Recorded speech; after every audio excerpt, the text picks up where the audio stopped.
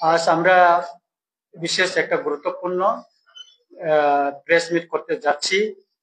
আগামী 7 তারিখ জুলাই সোমবার আমরা আগরতলা শহরে মিনিস্টার অফ হোম অ্যাফেয়ার্স থেকে যে নোটিফিকেশনটা এসেছে, 1 মাস পেরিয়ে গেছে।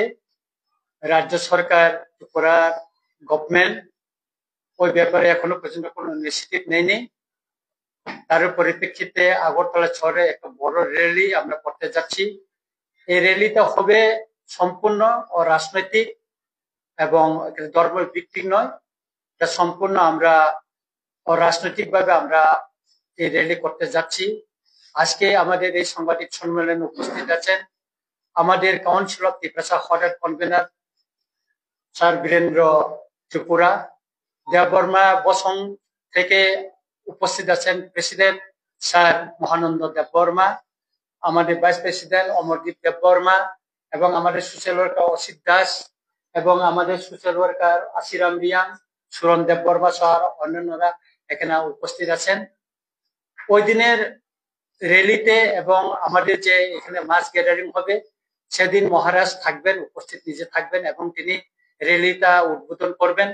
এবং মহারাজ নিজে কোনো রাজনৈতিক পরিচয় হিসেবে আসবেন না, ওই র্যালিতে তিনি ত্রিপুরার বুবাগারা হিসাবে ওই দিন এখানে উপস্থিত থাকবেন। তিনি আজকে আমাকে কথা দিয়েছেন, গতকালও উনি কথা দিয়েছেন উনি থাকবেন আমাদের সঙ্গে, সবার সঙ্গে। তিনি সমাজের সব অংশের মানুষের সঙ্গে ওই দিন মিছিলে অংশ নেবেন। তাই আমরা সারা ত্রিপুরার সব অংশের জনগণকে আহ্বান করব, এটা নন পলিটিক্যাল নন রিলিজিয়াস একটা মুভমেন্ট, এটা জাতীয় স্বার্থে। কারণ মিনিস্টার অফ হোম অ্যাফেয়ার্স থেকে নোটিফিকেশন বাইরে হওয়ার পর আমরা লক্ষ্য করেছি মহারাষ্ট্রে ইতিমধ্যে সেখানকার গভর্নমেন্ট ইনিশিয়েটিভ নিয়েছে, গুজরাট গভর্নমেন্ট ইনিশিয়েটিভ নিয়েছে, দিল্লি গভর্নমেন্ট ইনিশিয়েটিভ নিয়েছে, হরিয়ানা গভর্নমেন্ট ইনিশিয়েটিভ নিয়েছে, এবং উত্তর পূর্বাঞ্চলে আসাম রাজ্যেও ইনিশিয়েটিভ নেওয়া হয়েছে। এবং গতকাল আমি নিউজ দেখেছি যে স্পেশাল টাস্ক ফোর্স তামিলনাড়ুতে গঠন হয়ে গেছে। কিন্তু ত্রিপুরায় আমরা অনুরোধ জানানোর পরেও, বিভিন্ন মেমোরেন্ডাম দেওয়ার পরেও আজ পর্যন্ত কিন্তু ত্রিপুরায় কোনো ইনিশিয়েটিভ নেওয়া হচ্ছে না। আমি কিছুদিন আগে গোমতী জেলার শাসক এবং সিপাহী জেলা শাসকের সঙ্গে দেখা করি এবং ওনার কাছে জানতে চাই 6টা প্রশ্ন করেছিলাম। আপনারা মিনিস্টার অফ হোম অ্যাফেয়ার্স থেকে আসার নোটিফিকেশন আসার পর বা ডাইরেকশন আসার পর আপনারা কি কি ইনিশিয়েটিভ নিয়েছেন? উনি বলেছেন আপনার যে চিঠিটা দিয়েছেন আমরা তা লিখিত আপনাকে আমরা জবাব দিব, লিখিত আমরা আপনাকে খুব শীঘ্রই আমরা পাঠানো হবে। এবং এই পর্যন্ত যতটুকু আমরা জানতে পেরেছি এবং মহকুমার শাসক এবং পুলিশ এসপিদের সঙ্গে আলোচনা করে জানতে পেরেছি, এই পর্যন্ত কোথাও ডিটেনশন ক্যাম্প করা হয়নি, কোন ডিস্ট্রিক্টে আজ পর্যন্ত স্পেশাল টাস্ক ফোর্স গঠন করা হয়নি, রাজ্য এবং জেলা পর্যায়ে কিছু করা হয়নি। যারা এখানে বেআইনি অনুপ্রবেশ করছে তাদেরকে শুধু ধরা হচ্ছে এবং তাদেরকে প্রসেসের মাধ্যমে কোর্টে পাঠানো হচ্ছে এবং কোর্টে পরে জেলা পাঠানো হচ্ছে, এর বেশি আর কিছু করা হচ্ছে না। তাই আমরা প্রতিবাদ জানিয়ে এবং মিনিস্টার অফ হোম অ্যাফেয়ার্স থেকে যে দিক নির্দেশনা এসেছে তার পরিপ্রেক্ষিতে আমরা আগামীকাল মানে আগামী 7 তারিখ জুলাই আগরতলাতে আমরা র্যালি করব। তার পরবর্তী আমরা কি করব, আমাদের সব সোশ্যাল ওয়ার্কার সহ এনজিও এবং সিভিল সোসাইটি সঙ্গে আলোচনা করে আমাদের পরবর্তী মুভমেন্টটা আমরা সিদ্ধান্ত নেব। হ্যাঁ, নোটিফিকেশনটা আছে আমাদের কাছে, আপনারা নিতে পারবেন। নোটিফিকেশনে বলা হয়েছে 30 দিনের ভিতরে আপনার এখানে ইলিগাল মাইগ্রেন্টকে আইডেন্টিফাই করে তাকে রিপোর্ট করতে হবে, এটা স্পষ্ট বলা আছে। এবং এখানে ডিএম দেরও একটা রুলস আছে, তাদের এখানে ডিটেনশন ক্যাম্প করা, এসপি দের পুলিশ এসপি দেরও একটা ইয়ে আছে, তাদেরকে আইডেন্টিফাই করা যারা ইলিগাল মাইগ্রেন্ট, কিন্তু এখানে করা হচ্ছে না এখানে। এবং এখানে আসাম রাইফেল এবং বিএসএফ এর রুলস আছে, এই যে এখানে সুনির্দিষ্ট এখানে ইয়ে আছে, কিন্তু তারাও কিছু করছে না। সুতরাং এই পরিপ্রেক্ষিতে আমাদের যে এখানে কেন হচ্ছে না সেটাই আমরা জনগণকে এবং সরকারকে বলার জন্য আমাদের র্যালি হচ্ছে। এবং আপনারা এই যে 19 তারিখ মে ডিটেনশন যে ডাইরেকশনে কি আছে এটা আপনারা আসে আমার কাছে আপনারা নিয়ে যাবেন, ওইটা তো স্পষ্ট কার কি রুলস আছে এখানে স্পষ্ট বলা আছে এবং সেই অনুসারে আমরা করার জন্য আমরা বলছি। आपके प्रेस कॉन्फ्रेंस के बाद जब हमने माननीय मुख्यमंत्री से पूछा था तो उन्होंने बोला है सरकार का जो काम है सरकार वो काम कर रहे हैं, कोई क्या बोलते हैं वो देखने की बात नहीं है, उनका जो दायित्व है वो निभा रहे हैं। तो आपको क्या लगता है गवर्नमेंट का जो काम चल रहा है उसमें आप संतुष्ट नहीं? गवर्नमेंट क्या काज कर रहा है? डिटेंशन कैंप बनाया, स्पेशल टास्क फोर्स बनाया, कोई जगह तो ऑपरेशन तो नहीं हुआ। तो गुजरात में तो हुआ, दिल्ली में भी हुआ, अपना महाराष्ट्र भी हुआ, तमिलनाडु में स्पेशल टास्क फोर्स गठन किया। त्रिपुरा में क्या किया? त्रिपुरा में जो इलीगल दिल्ली आता है बांग्लादेश बॉर्डर क्रॉस करके उनका पकड़ते हैं, बाकी तो कुछ नहीं हो रहा है। कहा कर रहा है? मुख्यमंत्री जी आप बोलिए ना, आपने किया क्या? हम संतुष्ट नहीं है। संतुष्ट नहीं तो इसलिए तो हम रैली कर रहा हो 7 तारीख जुलाई में। तो आप क्या चाहते हैं सेंट्रल गवर्नमेंट इसमें? हाँ, हम तो मानते हैं जो मिनिस्टर ऑफ होम अफेयर से जो डायरेक्शन किया है ये जल्दी त्रिपुरा में इम्प्लीमेंट करने के लिए हम मांगे हैं। तो उत्तर पूर्वांचल में असम में वो इम्प्लीमेंट कर रहा है, वहां में ऑपरेशन किया है, आइडेंटिफाई कर रहा है ये इलीगल माइग्रेंट को। त्रिपुरा में क्यों नहीं किया? ये मतलब अगरतला में तो बस्ती है, यहाँ में तो फटाट कॉलोनी है, श्रीलंका कॉलोनी है, डाकाया कॉलोनी है, बहुत खास जमीन में यहाँ में घुसपैठिया में बस्ती बना के बैठे हैं। यहाँ में वो तो हमसे हम देख रहा है, कुछ तो नहीं कर रहा है ना। तो गुजरात में आप देखा है वहां में कितना ध्वजा लेके वहां का पुलिस लेके तो घुसपैठिया को जो बस्ती बांध दिया। त्रिपुरा में क्यों नहीं किया? हम मांगा है जो ये डायरेक्शन है मिनिस्टर ऑफ होम अफेयर से। मेरे पास लेटर भी है ना, जो डायरेक्शन जो कॉपी वो भी है। तो स्पेशली मेरे को भी लेटर है, उसमें लिखा है, हमें हमारे पास है, अब देख लीजिए। ये हमें कुछ तो नहीं कर रहा है ना, इसलिए तो मांगा है। আমাদের রেলিটা রবীন্দ্র ভবন প্রাঙ্গণ থেকে প্রথমে সেখানে আমাদের জমায়েত হবে। জমায়েতে আমাদের নেতৃবৃন্দ আমাদের থেকে বিভিন্ন সোশ্যাল অর্গানাইজেশন থেকে এবং আমাদের সিভিল সোসাইটি থেকে এনজিও থেকে ওখানে বক্তব্য রাখবেন। এখানে হবে রবীন্দ্র শতবার্ষিক ভবন থেকে দুর্গাবাড়ি, তুলসীবতী জেকশন গেট, কামান Chaumoni, post office Chaumoni, RMS Chaumoni, দৈনিক সংবাদ অফিস, কর্নেল চৌমনি, স্বামী বিবেকানন্দ ময়দান অথবা আস্তাবল গ্রাউন্ডে গিয়ে শেষ হবে আর কি। এবং সেদিনে আমাদের মহারাজ নিজে আমাদের সঙ্গে র্যালিতে থাকবেন এবং তিনি আজকে বলেছেন যে প্রেস মিটের আগে উনি বলছেন যে আমি থাকবো, তুমি বলে দাও। এখানে লোক হয়তো পারে 4 হয়তো 5,000 এরকম সম্ভাবনা আছে। আমাদের টার্গেট ছিল 3,000, কিন্তু এখন সবাই সমাজের সব অংশের মানুষ এই ন্যাশনাল ইস্যুটা নিয়ে এখানে আসতে চায়। ওই দিন কোনো পাতের ফ্ল্যাগ থাকবে না, আমাদের জাতীয় পতাকা থাকবে এবং আমরা কংগ্রেচুলেশন জানাবো যে মিনিস্টার অফ হোম অ্যাফেয়ার্স দায়িত্বে যিনি স্বরাষ্ট্রমন্ত্রী মাননীয় অমিত শাহজিকে, আমরা প্রধানমন্ত্রীকে এবং বুবাগরাকে আমরা ওই দিনে আমরা ওনাকেও আমরা কংগ্রেচুলেশন কেন জানাবো, কারণ বুবাগরা আমাদের এই আন্দোলন উনি সমর্থন করছেন এবং আমাদের প্রতিটি মুহূর্তে আমাদেরকে নির্দেশনা দিচ্ছেন, সেজন্য ওনাকে ইয়ে করবো। তাই এখন আমাদের সামনে আমাদের কাউন্সিল ফাদার कन्वेनर ये जो इलीगल माइग्रेंट्स इसके कारण नेशनल को कितना थ्रेट है क्या? नहीं, ये हमारा जो इतना भारतवर्ष में इतना घुसपैठिया आया जो हमारा नेशनल सिक्योरिटी और सॉवरेनिटी के लिए बहुत थ्रेट है। अपने जम्मू कश्मीर क्या हुआ अब देखा है, असम में तो बहुत जगह में हुआ, त्रिपुरा में आप देखो उस दिन पेपर में निकला, यहाँ में लोकल पेपर बांग्ला में निकला, जो ड्रग्स का जो स्मगलिंग होता है वो बांग्लादेशी है, जो पकड़ ले वो बोला है हम बांग्लादेशी है। तो यहाँ में और भी है जो बांग्लादेशी यहाँ पकड़ते हैं, जेल में रखते हैं, उनके बेल दे देते हैं। तो बेल देने के बाद वो बांग्लादेशी कहाँ चले गया तो पता नहीं है। मैं चीफ जस्टिस को मैंने एक लेटर भेजा, तो वहां में रिप्लाई भी आया उन एक्शन के लिए, तो एक्शन चल रहा है। মুখ্যমন্ত্রীকে আমরা চিঠি দিয়েছি, চিফ সেক্রেটারি সবাইকে চিঠি দিয়েছি, যেখানে চিঠি দেওয়ার প্রয়োজন আমরা দিয়েছি এবং পরবর্তী আমরা কি করতে পারি আগামী দিনে আমরা আলোচনা করব। এবং শুধু আমরা মুভমেন্ট শুধু করব না, আইনের মাধ্যমে আমরা কি করতে পারি সেটা খুব শীঘ্রই আপনারা জানতে পারবেন এবং দেখতে পারবেন। আমরা আলোচনা করার পরে সবটা তৈরি হওয়ার পরে আমরা এটা আপনাদের সামনে নিয়ে আসবো।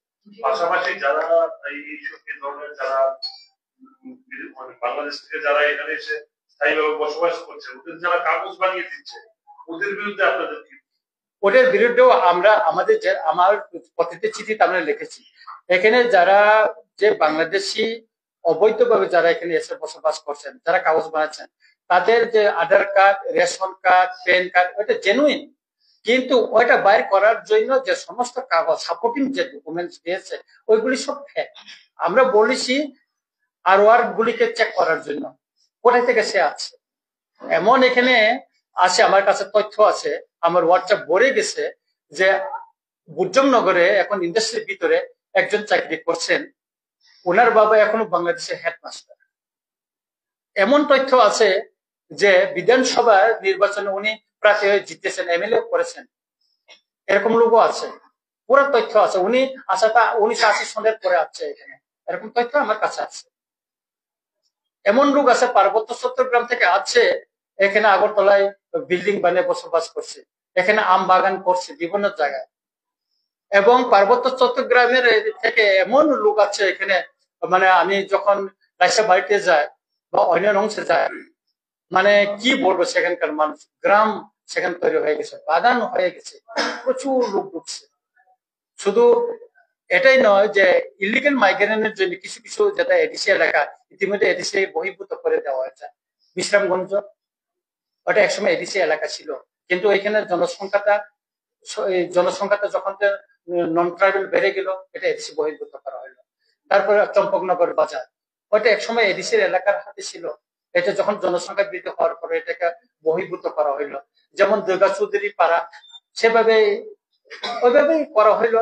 যেমন কমলপুরের দুর্গা চৌমুনি ব্লকটা, ওটা এডিসি এলাকাতে ছিল, মানে বহির্ভূত করা হইলো। তো এখানে maximum district headquarter, sub division headquarter Agartala শহরে, আপনি বলুন এই নন্দননগর সব বিভিন্ন খাত জমি এলাকায় যে সমস্ত বস্তি আছে, তাদের কাগজপত্র আছে, কেন তাদের কোনো জমির কোনো কাগজপত্রই নাই, কোনো কাগজপত্রই নাই তাদের। আপনি যে বললেন যে রেশন কার্ড, আধার কার্ড ওইগুলা একদম ঠিক আছে, কিন্তু আগুয়ার গুলা কোনো অস্তিত্ব নেই না, আরো না, তাদের যে ওই যে আধার কার্ড বাইর করার জন্য যে সাপোর্টিং ডকুমেন্টস গুলি দিচ্ছে না, বিভিন্ন স্কুলের সার্টিফিকেট বা বিভিন্ন জন্ম তারিখ, এগুলি সব ফেক। না, এগুলি চক্র ইতিমধ্যে মোহনপুর সাব ডিভিশনে কাজল সরকার নামে ব্রহ্মকুণ্ডের একজন অ্যারেস্ট হয়েছে, কিন্তু উনি বেল্টে আছে এবং এটা পেপারে বাইরে হয়েছে, লোকাল আমাদের এখানে পেপারে বাইরে হয়েছে ইতিমধ্যে। ওটা আমি লিখেছি, এটার কপিতে আমি চিফ জাস্টিসকে লিখেছি। এই যে উনি এত করার পর উনি 100-র মতন আধার কার্ড লোকে বানিয়ে দিয়েছে এবং পাসপোর্ট বানিয়ে দিয়েছে, ওইটাই ইয়ে করে দিয়েছে, আমি চিঠিতে দিয়ে দিয়েছি। উনি যে এরকম কাজ করছে, ওনার সঙ্গে আরো উপর লেভেলের জড়িত আছে, ওদের বিরুদ্ধে না, ওনার বিরুদ্ধেও আমরা লিখেছি, আমাদের প্রতিটা চিঠিতে আমরা লিখেছি। শুধু এটা নয়, নির্বাচন কমিশনের আপনার নির্বাচন যে ভোটার লিস্টটা আপনারা জানেন, এটা 1994 সনে যখন পিএন সেশন চিফ জাস্টিস মানে ইলেকশন কমিশনার ছিল, তখন ত্রিপুরাতে 1,35,000 ভোটার তালিকা বাদ দিয়েছিল, কিন্তু এটা তো বাদ দেওয়া হয়নি, এখন পর্যন্ত বাদ করেছে, বাদ দেওয়ার জন্য বলেছিল, কিন্তু পর্যন্ত করা হয়নি। সেদিনে তো আপনার ওই 5 তারিখ ইয়েতে মে, ওই তারিখে ত্রিপুরার পত্রিকা বেড়েছে, সেন্দন পত্রিকা বেড়েছে, কপি তো আমার কাছে আছে, পেপার কাটিংটা এখন আছে। এটা নিয়ে আমি ইলেকশন কমিশন যাইতেছি, 9 তারিখ আমি দিল্লি যাব এবং দেখা করবো চিফ ইলেকশন কমিশনের সঙ্গে, ওইটা করবো। তাই বাকি অংশটা কিছু যে আমাদের ত্রিপুরা এলাকায় পার্বত্য চট্টগ্রাম থেকে কিরকম ভয়াবহ এখানে অনুপ্রবেশ হচ্ছে, সে বিষয়ে আমাদের সম্মানিত স্যার বীরেন্দ্র ত্রিপুরা কিছু বলবেন।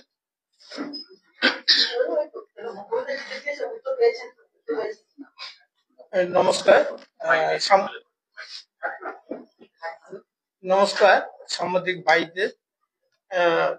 আমাদের মাননীয় বিধায়ক যে কথাগুলো বলছেন, শুধু মাননীয় বিধায়ক বলে নয়, সেটা ত্রিপুরা রাজ্যের আপামর ত্রিপুরাবাসীর এটা একটা নিরাপত্তার কারণে, অস্তিত্বের কারণে আমরা এই যে মুভমেন্টটা করতে বাধ্য হচ্ছি। প্রথমত যে আলোচনা আপনাদের থেকে এসছেন বা প্রশ্ন আকারে এসছেন, আমি দেখেছি যেসব এলাকায় বিশেষ করে বাইরে থেকে লোক এসছে, পার্বত্য চট্টগ্রামে আপনারা নিশ্চয়ই জানেন, আমাদের মাননীয় বিধায়ক অলরেডি উল্লেখ করেছেন যে নারকেল কুঞ্জ এটা এক সময় ত্রিপুরা ইয়াংদের অধ্যুষিত এলাকা। এটা ডুমুর বান হওয়ার সময় এখানে চাকমারা ছিল, আমি নাই বলবো না, কিন্তু ছিল। এখন যারা আনারস বাগান আম বাগান করেছেন তারা সম্পূর্ণ অবৈধ ও অনুপ্রবেশকারী, চট্টগ্রাম থেকে এসছে।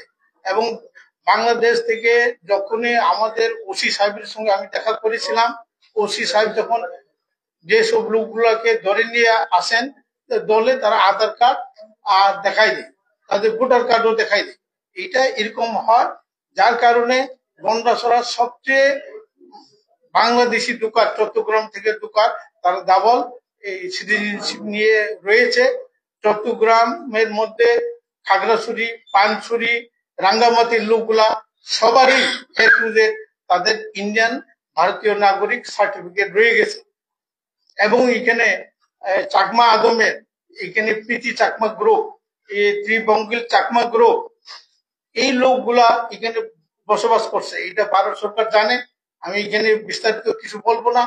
এই লোকগুলা এখানে বসবাস করছে এবং বাংলাদেশ থেকে এসে শিলাছড়িতে পড়াশোনা করেছে, শিলাছড়ি থেকে ডাইরেক্ট দিল্লিতে পড়াশোনা করছে। এখন উনি সুপ্রিম কোর্টের অ্যাডভোকেট। তার জায়গা জমি ত্রিপুরা রাজ্যে না হলেও 1000 খানি রয়ে গেছে, তার নামে আম বাগান আছে। আপনারা বিশ্বাস করবেন কিনা জানি না, আপনারা ডাইরেক্ট প্রত্যক্ষ করুন, নারকেল কুঞ্জ যান, এই আম বাগান কার খোঁজ করুন। কিছুদিন আগে চাকমা ধরা পড়েছে বরদুয়ালিতে, তার নিজস্ব আম বাগান আছে ইয়েতে। এখানে যত সব গুলমাল বা বন্দুক এইসব নিয়ে আছে, ধরা পড়েছে কে? প্রায় চট্টগ্রাম থেকে আসা কিছু অংশের লোক। আপনারা এটা আমার থেকে ভালো জানবেন, আপনারা ধর্মরোগে ধরা পড়েছে পিস্তল সহকারে। এটা তো সব এইসব লোকগুলা ত্রিপুরা রাজ্যে শান্তির শৃঙ্খলা নষ্ট করছে। এখানে আগরতলা শহরে আপনারা দেখেছেন, পুরা আগরতলা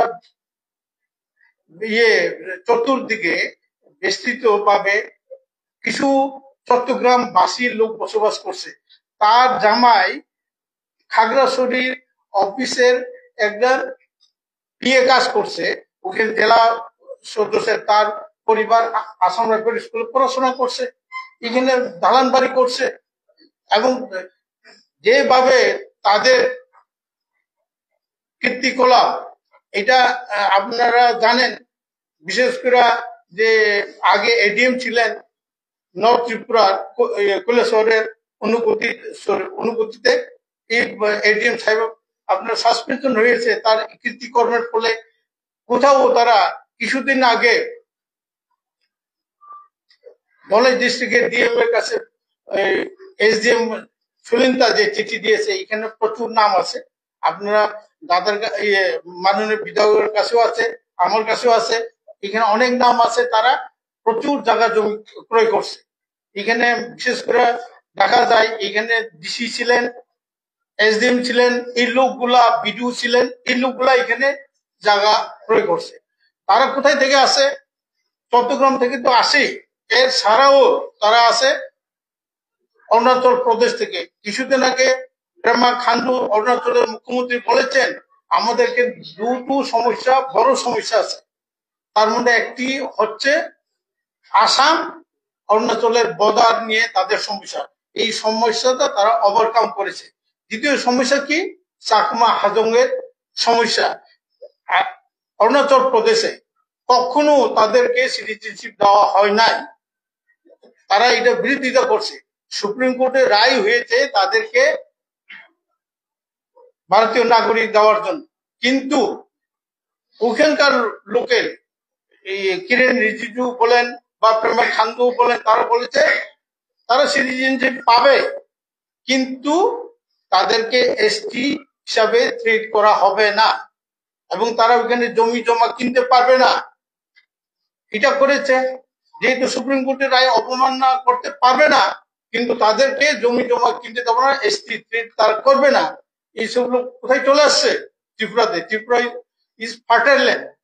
মিজোরাম থেকে আপনারা জানেন যে 5 জন ছাত্র এমবিবিএস ইঞ্জিনিয়ার পড়তে সিলেকশন হয়েছিল, তাদেরকে দেওয়া হয়নি। তাদেরকে কেন দেওয়া হয়নি? তাদের বলছে যখন চাকমা অটোনমাস ডিস্ট্রিক্ট কাউন্সিল হয়েছে তাদেরকে কোর্ট ফাদার হিসাবে তাদের লিস্ট দেখাতে হবে। তারা দেখাতে পারেনি, যার জন্য তাদেরকে সিলেকশনটা ক্যান্সেল করা হয়েছে। আর ত্রিপুরায় যে বাংলাদেশ থেকে মা বাবা আছে আর এখানে গিয়ে চাকরি করছে, টিসিএস টিপিএস আইএস অফিসার হয়ে ঘুরছে, গাড়ি ঘোড়া নিয়ে ঘুরছে। কার চাকরি নিচ্ছে? আপনার আমাদের। শুধু তাদের বলে নয়, যারা বাংলাদেশ থেকে যারা অবৈধ আছে তারা এখানে আছে, যে মাননীয় বিধায়ক বলেছেন এমএলএ হয়ে গেছেন, এই লোকগুলো কার চাকরি খাচ্ছে? ত্রিপুরাবাসীর চাকরি খাচ্ছে, ত্রিপুরার আয়টা তারা নিয়ে যাচ্ছে। এবং তারা ত্রিপুরার যারা আদিবাসী, আমি জানি, আমি কলেজে 1976 কলেজে পড়েছিলাম। কামনচুমতে জহরে ব্যানার্জি এন্ড কুম করে একটা দোকান ছিলেন, খাতাপত্র বিক্রি করতেন, আমি ওখান থেকে নিতাম। উনি সব সময় দেখলে এই বাংলাদেশের আইএসএল আমার বাড়ি কেড়ে নিয়ে গেছে, এইসব করতো। এখন দোকানই নাই, সব বাংলাদেশের দখল করে নিয়ে গেছে। আমার পরিচিত, আপনারা ভালো করে চিনবেন, সন্দীপ পাল, ত্রিপুরার যে প্রথম রঞ্জি ট্রফির সেঞ্চুরিকারী, সেই সন্দীপ পাল আমার সঙ্গে চাকরি করার সুবাদে আমার আন্দার ছিল, আমি গ্রামীণ ব্যাংকে ছিলাম। ওনার দোকান বাবা বয়স্ক হওয়ার কারণে এই দোকান যারে দেওয়া হয়েছে, এই দোকান তারা ফেরত পায়নি। আমি প্রশ্ন করি, প্রশ্নটা হইতেছে যে আপনারা সরকারি শরিক দল, আপনি একজন বিধায়ক, আপনারা যে এগ্রিমেন্ট সেটা 1 বছর পূরণ হয়েছে না, যার ফলে আজকে মুভমেন্ট, আপনারা সরকারের বিরুদ্ধে অভিযোগ যে আপনারা যে এই অনুপ্রবেশ নিয়ে আছে অভিযোগ, এটা স্টেট গভর্নমেন্ট পাত্র হইতেছে, সেন্ট্রাল গভর্নমেন্টের নির্দেশ মানছেন, আপনারা কেন সরকারে আছেন? আমরা ইতিমধ্যে আমি বলে দিয়েছি, আজ সকালেও 10টার দিকে আমি মহারাজের সঙ্গে কথা বলেছি, আমরা রেডি আছি সরকার থেকে। কারণ কেন আমরা সরকার থেকে নেমে যাব বা আমাদের সমর্থন প্রত্যাহার করব, এটা মোটামুটি আমরা রেডি হয়ে গেছে। এবং আমাদের মাননীয় যে এমপি টিটি সিং দেবী, উনিও সমর্থন মানে বিজেপি থেকে রিজাইন দেওয়ার জন্য উনি তৈরি হয়ে গেছে। আমরা মোটামুটি রেডি, এবং সম্ভবত যদি আমাদের ইয়ে হয়, এই জুলাইয়ের 20 তারিখের ভিতরে হয়তো দিল্লিতে উচ্চ পর্যায়ে আমাদের একটা মিটিং হওয়ার সম্ভাবনা বেশি আছে। আর মহারাজের সঙ্গে আমি 9 তারিখে দিল্লি চলে যাচ্ছি। তারপরে 1 বছর এখানে সরকারের সঙ্গে আমরা ত্রিপাক্ষী চুক্তির পরে আমরা ইয়ে করেছি, কথা বলেছি, অনেকবার মিটিং হয়েছে, জয়েন্ট ওয়ার্কিং গ্রুপের মিটিং আমি নিজেও গিয়েছি। করবো করছে না, কিছুই হচ্ছে না। ত্রিপুরাতেও যে ইয়ে হচ্ছে, এখানেও তো কিছু করছে না। আমরা বারবার মাননীয় মুখ্যমন্ত্রীর সঙ্গে দেখা করেছি বিভিন্ন বিষয়ে, কিন্তু কিছু ইয়ে হচ্ছে না। তাহলে আমরা এই সরকারের থাকার কি অর্থ আছে? আপনারা বলুন, ত্রিপাক্ষী চুক্তি 1 বছর হয়ে গেল, বেশি ইলেকশন হইতেছে না, এখানে 125 অ্যামেন্ডমেন্ট বিল করে এডিসির হাতে ক্ষমতা পাঠানোর কথা, দেওয়ার কথা। এটা আমার কথা না, 2018 এবং 2023 বিধানসভার যে নির্বাচনের যে ম্যানিফেস্টো, বিজেপির ম্যানিফেস্টো, সেখানে আছে। সেটা আজকে সংসদে তুলে তারা বিল পাস করছেন। এটা শুধু ত্রিপুরার জন্য না, 125 অ্যামেন্ডমেন্ট বিলটা, ওইটা উত্তর পূর্বাঞ্চলের 10টা এডিসির জন্য, এটা ওটা করছে না। তাইলে আমাদের কাউন্সিলে 2টা ইয়ে আছে, ভ্যাকেন্সি আছে, এটা বাই ইলেকশন হচ্ছে না। তাহলে এই সরকারের অধীনে থাকা বা তাদেরকে সমর্থন করা আমাদের আর কি প্রয়োজন আছে? আমরা সেই জন্য আমরা লাস্ট মাননীয় স্বরাষ্ট্রমন্ত্রীর সঙ্গে আমরা দেখা করবো। কারণ যেহেতু আমাদের অ্যালায়েন্সটা, আমাদের ইয়েটা দিল্লির সঙ্গে হয়েছে, সেখানে আমরা কথা বলবো। তারপরে আমরা মোটামুটি সমর্থন প্রত্যাহার করার দিকে আমরা মোটামুটি তৈরি হয়ে নিচ্ছি। আমাদের সবাই 13 জন আমাদের এমএলএ মিনিস্টার আমরা রেডি আছি, এবং আমাদের এমপিও রেডি আছে। আমরা লাস্ট দেখা করব, তারপরে আপনারা জানবেন যে আমরা কোথায় যাই। সমর্থন প্রত্যাহারের বিষয়ে কি বিষয়ে আপনাদের বিধায়কদের সঙ্গে প্রতিনিধিদের পরে আলোচনা কমপ্লিট? আমাদের আলোচনা হয়ে গেছে, কমপ্লিট আমাদের আলোচনা হয়ে গেছে। মহারাজা 7 তারিখে আমাদের র্যালিতে থাকবেন, থাকার পরে উনি ওই দিনে দিল্লিতে চলে যাবেন। আমাদের মোটামুটি আমরা ওই দিকে চলে আগাচ্ছি। আপনারা দেখছেন আমাদের কিছুদিনে রাজনৈতিক পরিস্থিতিটা কোন দিকে গড়াচ্ছে। আমি তো রেগুলার বলে যাচ্ছি এই সরকারের সঙ্গে থাকার প্রয়োজন নেই। না, সমর্থন আছে, ওনার সমর্থন নিয়ে তো আমরা বলছি। আমরা তো সমর্থন নিয়ে তো বলছি, মহারাজ নিজেই তো বলছেন আমরা কেন সমর্থন করবো। 1 বছর আমরা দেখেছি, আমরা বিরোধী দল থেকে আমরা ছেড়ে সরকারের সঙ্গে এসেছি। আমাদের প্রতিশ্রুতি দিয়েছে আমাদেরকে, আমাদের যে অধিকার, ল্যান্ড রাইটস এর কথা, পলিটিক্যাল রাইটস এর কথা বলা হয়েছে, চুক্তিতে কি আছে, এটা কথা আছে, কিছু তো করছে না। তাহলে এই সরকারের অধীনে আমরা কেন থাকবো। আজকে আমাদের 3জন ক্যাবিনেট মিনিস্টার হওয়ার কথা, 2জনে তো আমাদেরকে, একজন প্রতিমন্ত্রী আর একজনকে তো ক্যাবিনেট মিনিস্টার করে রাখছে। শপথ গ্রহণ অনুষ্ঠানে কি এজন্য জানেন আপনারা? না, শপথ গ্রহণে বিভিন্ন মিনিস্টার বা ওনার বিভিন্ন এসেছিল, কিন্তু শপথ গ্রহণের যে মিনিস্টারকে সম্প্রসারণ যে করা হচ্ছে, সেটা যদি আপনার সবার সঙ্গে আলোচনা করে যদি করতো তাহলে সবাই সন্তুষ্ট হইতো। কিন্তু আমরা একটা সরকারের শরিক দল হিসেবে আমাদের সঙ্গে তো আলোচনা করেন। আমাদের মাননীয় মুখ্যমন্ত্রীকে দিয়ে রাত্রে ওয়েস্ট ডিস্ট্রিক্টের ডিএম রাত্রে ওনাকে হোয়াটসঅ্যাপে মেসেজ পাঠিয়েছে 9:30 দিকে। আমি মহারাজের সঙ্গে 9:30 সময় কথা বলেছি, তখনও উনি জানতে পারেন নাই যে ত্রিপুরার মন্ত্রিসভা সম্প্রসারণ হচ্ছে। আমি বললাম আমাকে কাজ দিয়েছে যে এরকম, আমি তো এখনো জানতে পারিনি বলছি। যেহেতু আপনারা বহুদিন ধরে বিভিন্ন রাজনৈতিক জনজাতি সবার জন্য আন্দোলন করে যাচ্ছেন, কিন্তু একটি বক্তব্য, আপনারা মূলত যে বিষয় নিয়ে দল গঠন করেছিল তাদের সেই দাবি থেকে আপনি পিছিয়ে গেছেন। আজকে আপনার শরীর দল হিসেবে ঘুরে চলে যাচ্ছেন, কিন্তু আমরা যে মূল দাবিটা ছিল সেটার জন্য আপনারা এত বড় পদক্ষেপ নেননি কেন? যারা জনজাতি উপজাতিরা আছে তাদের একটি দাবি যে আপনারা তাদের জন্য তাদের কথা দিয়ে কথা রাখতে পারেনি, সামনে দিনে মাথা তাদের সামনে কি রয়েছে? কোথায় আমরা গ্রেটার ত্রিপুরা ছেড়ে দিয়েছি আপনি বলুন? আমরা কি বিবৃতি দিয়ে বলেছি যে আমরা গ্রেটার ত্রিপুরা ছেড়ে দিয়েছি? সেই জন্য তো আমরা সরকার থেকে প্রত্যাহার করতে যাচ্ছি। তো আমাদের গ্রেটার ত্রিপুরা তো আমরা ছাড়িনি। আমরা যেটা ওয়ার্কিং যে গ্রুপে, জয়েন্ট ওয়ার্কিং গ্রুপে যেটা সাবমিট করেছি, আপনি দেখেন আমাদের সংবিধানের আর্টিকেল 2-3 এখানে স্পষ্ট লেখা আছে। সেই জন্য তো আমরা ছাড়তে যাচ্ছি। আমাদের সঙ্গে যে চুক্তি, ত্রিপাক্ষিক চুক্তি হয়েছে, এটা কিছু করছে না, সেই জন্য তো আমরা সমর্থন প্রত্যাহার করবো। কেন থাকবো এই সরকারের অধীনে? তারপরে ত্রিপুরা সরকারে আপনারা শরিক দল, সামনেই আগামী বছর এডিসি নির্বাচন, জনজাতিদের কাছে কি নিয়ে যাবেন? আপনাদের সাকসেসটা কি আছে? তখন আমাদের পরিস্থিতিটা আসুক, তখন আমরা সঠিক জনগণের কাছে কি নিয়ে যাবো। আজকের দিনে অনেক কিছু আছে, আমাদের অনেক ইয়ে আছে। আমরা বলবো, আমরা তো ছেড়ে দিইনি। তো আমরা তো নির্বাচনের জন্য তো লড়াই করি না, আমরা আমাদের ত্রিপুরা অধিকারের জন্য লড়াই করি। আমরা মন্ত্রীদের জন্য আমরা সমর্থন প্রত্যাহার করবো না, আমাদের অধিকারের জন্য। আমরা পারছি না বলে তো সমর্থন প্রত্যাহার করতে যাচ্ছি। 1 বছর আমরা অপেক্ষা করলাম, আমরা কিছু পাচ্ছি না বলে তো আমরা সমর্থন প্রত্যাহার করতে যাচ্ছি। মূলত কি আপনি সরকার প্রত্যাহার করার দাবিটা কি যে বাংলাদেশকে এই ইস্যুটা নিয়ে এগোচ্ছে? না, আমাদের মেন হইলো যে ত্রিপাক্ষিক যে চুক্তিটা হয়েছে দিল্লিতে, সেখানে সেন্ট্রাল গভর্নমেন্ট কি প্রতিশ্রুতি দিয়েছিল। আমাদের ল্যান্ড রাইটস এর কথা বলেছিল, আমাদের পলিটিক্যাল রাইটস এর কথা বলেছিল, কালচারাল ডেভেলপমেন্টের কথা বলেছিল। এটা তো লেখা আছে পলিটিক্যাল রাইটস এর কথা। আমাদের যে অধিকারগুলি এডিসি এলাকায় হোক বা বাইরে হোক, যে অধিকারগুলি সেটাকে তারা ইয়ে করার কথা। আমাদেরকে এখানে স্টেটে আরো এমএলএ সিট বাড়তে পারে। এডিসি তে আপনার 125 এমএনএম বিল পাস করে সেখানে আপনার বর্তমানে 28টা থেকে 30টা থেকে 50টা করার কথা। এগুলোতে কিছু হচ্ছে না, পাচ্ছি না বলে তো আমরা সমর্থন প্রত্যাহার করতে যাচ্ছি। সেখানে তো এক কথায়, সেখানে আমরা গ্রেটার ত্রিপুরা আমরা ছাড়ছি না। আমরা কখনো বলি না যে আমরা গ্রেটার ত্রিপুরা সরে যাচ্ছি। আপনি দেখবেন কয়েকদিন পরে আমাদের আন্দোলনটা কিভাবে শুরু হয়।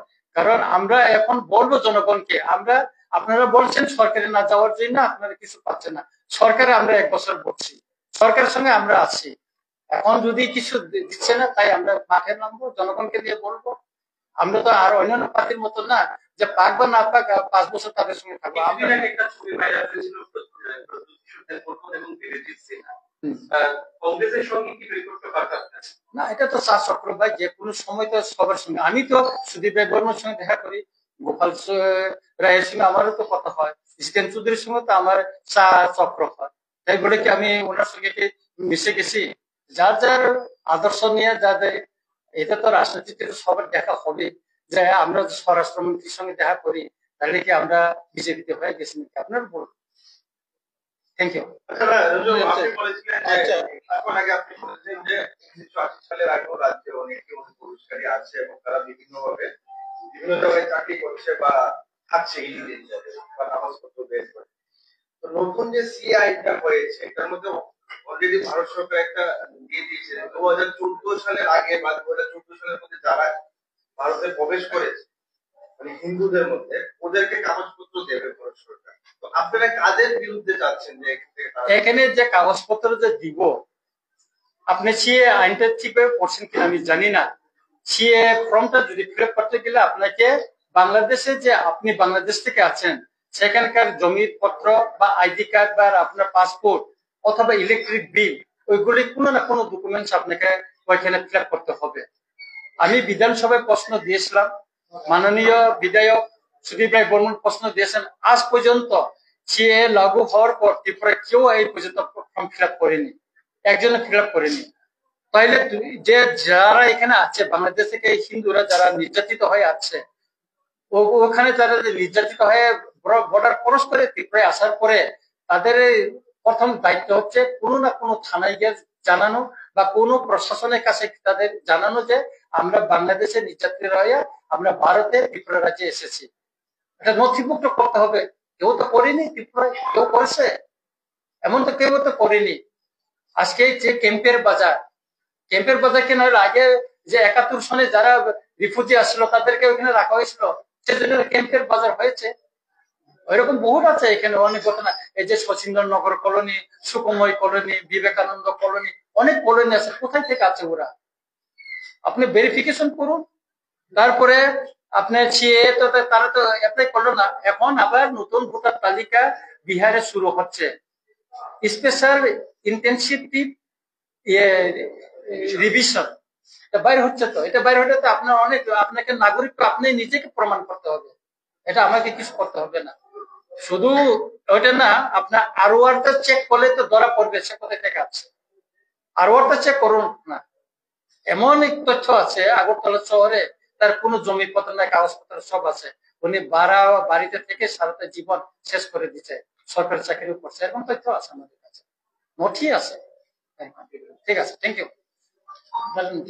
আচ্ছা, আমার তো কোথায় যাই হোক, আমি একটা জিনিস বলছি যে যে ত্রিপুরা রাজ্যের যে লোক সংখ্যা যে রেশিও হিসাবে বেড়েছে, এটা আপনারা একটু খেয়াল করতেন যে 1951 সনে আমাদের ত্রিপুরা রাজ্যের লোক সংখ্যা ছিল 6.5 লাখের মতো। 1951 সনে আছে 6,39,000, আর 1961-তে 11,42,000 হয়েছে এবং বেড়েছে 5,02,000 এবং টোটাল গ্রোথ হচ্ছে 78.71। এটা পৃথিবীর মধ্যে সর্বশ্রেষ্ঠ এবং এর পরবর্তীতে সবসময় ওই 30-34 এরকম করে বেড়ে এসছে।